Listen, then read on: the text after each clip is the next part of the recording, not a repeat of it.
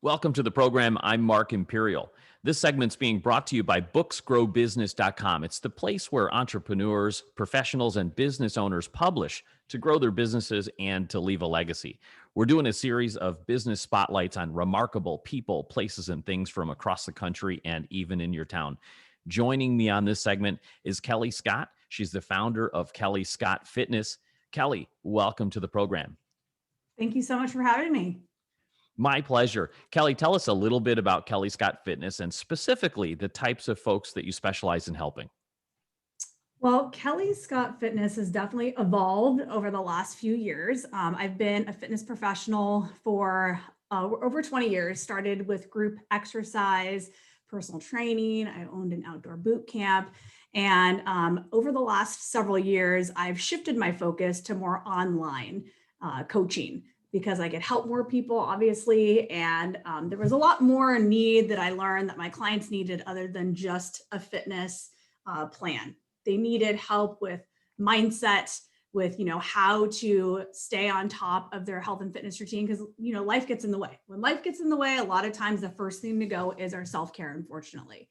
So I created my brand to help busy women mainly. I do work with men as well, but busy, ambitious women who want to take back control of their time, energy, and focus by controlling the chaos in their life. So I still do on the online fitness and nutrition piece of it, but I've brought in a new online 3-month coaching course that can also, people want to dig in deeper to time management, self-limiting beliefs, things that they can do to work on just staying consistent and creating time in their schedule for themselves so they can stay on top of their nutrition and their fitness.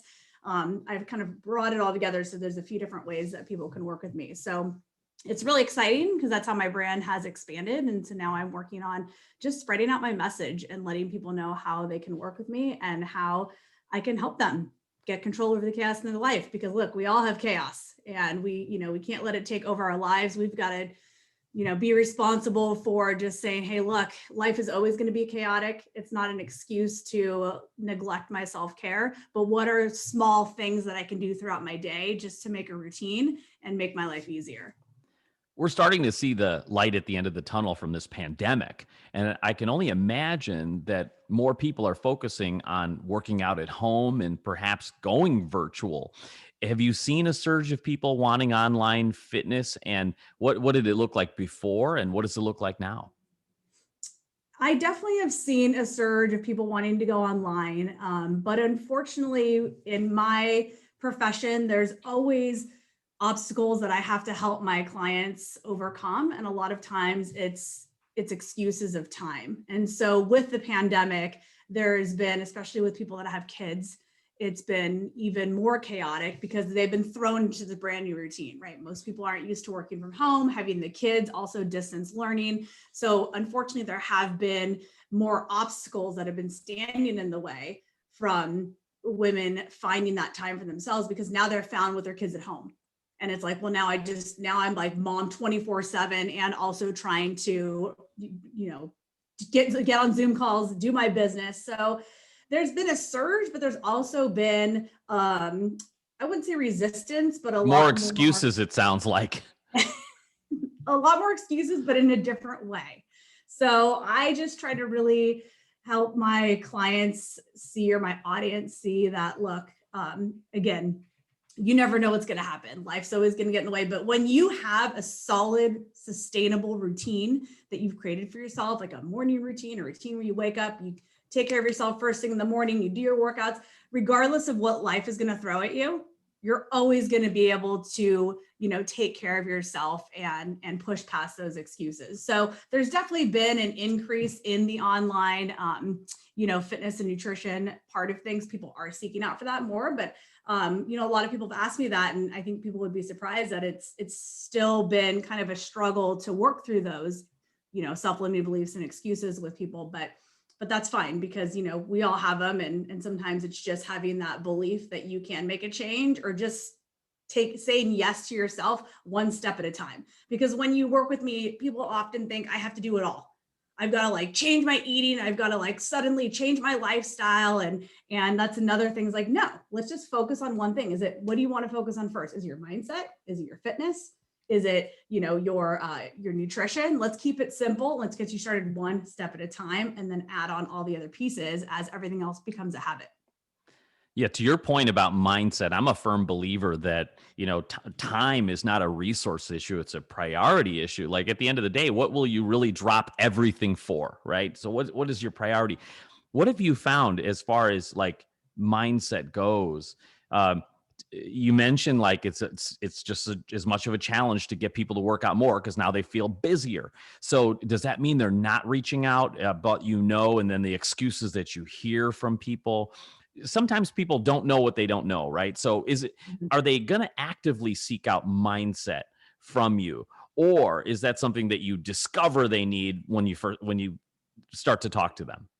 Definitely that I've discovered, because I didn't know I needed that either. As I became an entrepreneur and a business owner, I had no idea. And one of the companies I work with, one of the things that they always talk about is personal development and constantly just always working on your mindset. So as I've been on my own personal development journey over the past decade, I've definitely started incorporating that more in what I teach my clients, whether it's just with focus with fitness or with the online coaching program, or even helping. I do also help women start online businesses. So it's such an important part now of what we do. So a lot of what I do is I just share what I do to help with my mindset and how I help, because I'm not perfect either. Like we all have bad months, bad days, but if you can, give yourself that grace of like, look, times are different. It's a hard time right now. It's okay. But a bad day doesn't have to turn into a bad week or a bad month or all of a sudden just, a bad year. It's okay to have those bad days, but how do you pull yourself out of it? So I have started to integrate that more into what I do with my training. I have an online wellness studio where I coach some of my online clients or one-on-one coaching. So it's definitely something that they don't come up to seek out. But as I talk about it more, people will ask more questions about it. And I do integrate that into the fitness and nutrition component of my business because it's so important. So I imagine that when people do come to seek out, things from you, there's probably a lot of, you mentioned limiting beliefs that people have. What are some of the biggest limiting beliefs that you've heard people have that they feel that they can't, rise to the occasion and get fit? Time is definitely one of them. Time is always a big excuse that people have because I think that like I said, people think they have to completely change their schedule or all of a sudden have like 3 hours in the day to take care of themselves when you work out from home. I save hours in a week now that I work out from home. I go out to my garage where my gym is. I push play on a workout online and I'm done in 30 minutes. So time is definitely a big one. And then I think um, a lot of the self-limiting beliefs are what people have tried before in the past. And they just think like, well, it didn't work for me before. And why would it work for me now? And, there's a lot of options. It can be very overwhelming when you have to pick what option is going to work for you in the fitness industry. And there's a lot of fad diets, yo-yo dieting. And that's what I train my clients not to do. I train this to be a lifestyle. That's why I call myself a healthy lifestyle coach, because I want people to create this lifestyle so they no longer have to stress about what to eat and when to work out. It just becomes part of your natural day. So, that's another, when you ask the self-limiting belief, is definitely time. And then definitely that excuse of like, I've done it before, it hasn't worked before in the past. But people just have to be more open to trying new things. And that's why I like to baby step. Some people are ready to jump in full force and some people need one thing at a time. I just had a call with one of my new clients yesterday and she was struggling just with fitting it all in. I said, okay, look, let's just stop for a second. Let's pick one thing. What would make you feel the best right now?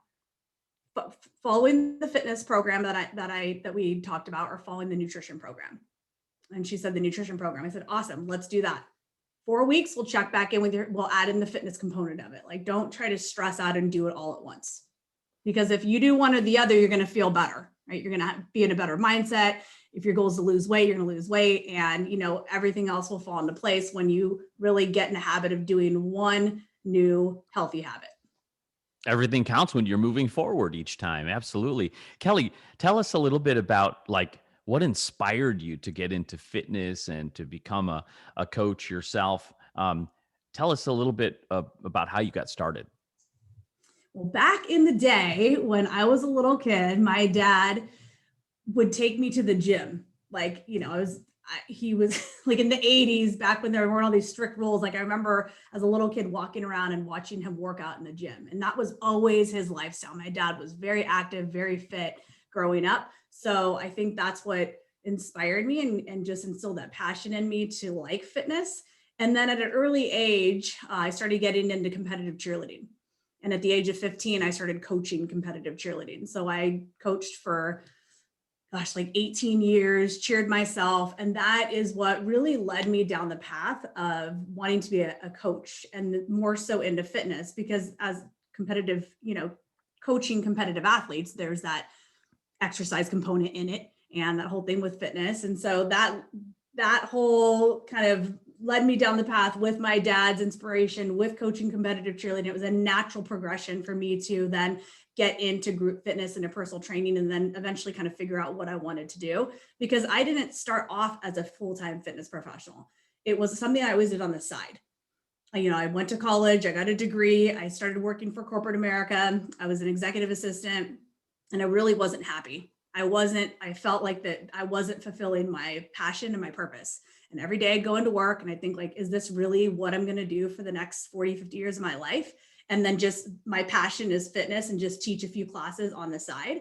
Or is there a way that I can actually do this full time? So I just had to go for it. It was a scary transition. I did it in my late 20s, and I'm so happy that I did, because now I've been able to, just impact more lives and help more people and show people that, hey, look, if you're not in the career that you want to be, it's never too late to switch. It's never too late to do something that you want to do. So that's how I was inspired in a nutshell, was just from my background with my dad working out all the time into just, getting so into a competitive sport at such a young age I knew that just made me happy. I loved it. I loved coaching and helping people. Before I ask you my last question, is there anything that I didn't think to ask you that you'd like to share for people out there that may be on the fence about their fitness and their nutrition and their health? What would you share with them? I would just share that you have to, if you want to change something, you've got to change something in your daily routine. And change is always scary. Change can be hard. When you step into that hard and you embrace the hard, that's where your life can start changing. You've got to get out of your comfort zone and step into something that you're doing differently. If you're feeling comfortable with where you're at, you're probably not pushing yourself enough. So wherever you're at in life, whether that's, working with me or working with someone else, just know that being pushed and being uncomfortable is something that you should always be striving for. I do every day. I was in my comfort zone for a long time, and I was really unhappy until I really realized, like, no, challenge is good. Challenge and change is good. That's where you're going to start seeing the goals come to fruition, the things that you want to accomplish in life. Like, nothing is impossible when it comes to your health and fitness, or when it comes to just a life goal that you have, but you've got to take that step to be that change that you want to see. Very sage advice. Thanks, Kelly. I appreciate that. And, I appreciate you taking the time and sharing your knowledge with my audience today. And I wish you continued success for you and for all of your clients. Thank you so much. Appreciate you having me. Kelly Scott, founder of Kelly Scott Fitness. This segment's been brought to you by booksgrowbusiness.com. It's the place where entrepreneurs, business owners, and professionals publish to grow their businesses and to leave a legacy. That's all for now. Thanks for tuning in. Until next time, I'm Mark Imperial.